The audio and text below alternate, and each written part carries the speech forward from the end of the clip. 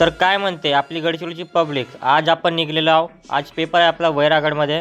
तर जसा घरून निघलो तसा थोडासा पोटात दुखत होता, म्हणला काहीतरी जाऊन खावा. मग तुमचा भाऊ गेला फॅमिली रेस्टॉरंटमध्ये, जे की आहे इकरार फॅमिली रेस्टॉरंट बस स्टॉपच्या समोर. तर मी तर खालो बिर्याणी. तर तुम्हाला कुठली बिर्याणी आवडते तुम्ही कमेंटमध्ये सांगू शकता. तर आपण चाललो आपल्या समोरच्या वाटचालीसाठी. हे काय चाललं 99 सनग्लासेसच्या मागे देवेंद्र भाऊ फडणवीस येणार आहे म्हणते. मग समोर पाहत होतं अशा प्रकारची पण गाडी आपल्या गडचिरोलीमध्ये आहे असा मला आज दिसून आला. मग तुमच्या भाऊ बी काही झाड दिला नाही ना. मग 120च्या स्पीडनं कबीर सिंगचा आवाज ऐकून हवाबाजी करून लक्ष गाठत होता तुमचा भाऊ. तर मी समोर गेल्यावर पाहत होता हा एवढा मोठा यंत्र काय.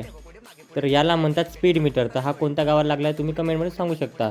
तर फायनली आपण आपल्या डेस्टिनेशनवर पोहोचलो. पेपरामध्ये कशा प्रकारे काप्या करायच्या हे माझ्या आणि माझ्या मित्रामध्ये दोघांमध्ये चिंताजनक गोष्ट होती. मग आम्ही जाऊन पाहत होते ते लड्डू पेढे वाटत होते म्हणते, पण नाही. तर तिथं रूम नंबर लिहिले होते मित्रा.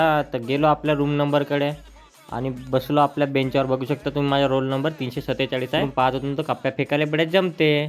मग आता रप्पा रप्पा रप्पा रप्पा पेपर सोडवलो आणि निघलो ना आपल्या आपल्या घराकडे जायसाठी. तर लावलो आपल्या धनवली चाबी आणि मारलो सेल्फ आणि निघलो आता आपल्या वाटचालीसाठी. बाकी काय म्हणा, संध्याकाळी दाबून थंडी लागते आणि या हायवेवर तर पुरा पागलच होऊन जाते माणूस. तर आपला शिक्षण झालं आहे भाऊ गोगावला. तर गोगावले हॉस्टेलमध्ये भेट तर द्यायला लागेल. हॉस्टेलवालेच विद्यार्थी तर आम्ही. तर शाळेला पाहून जुने दिवस आठवण आले, पण काय करतेस मित्रा, आता पुन्हा थोडी भरती होणार आहो. तर जाऊ दे म्हणलो. आलो आपण घरी, घेऊन आलो होतो मंचुरियन. रप्पा रप्पा दाबलो आणि भेटू आता नेक्स्ट ब्लॉगमध्ये. कमेंट करून सांगा कसा वाटला तर.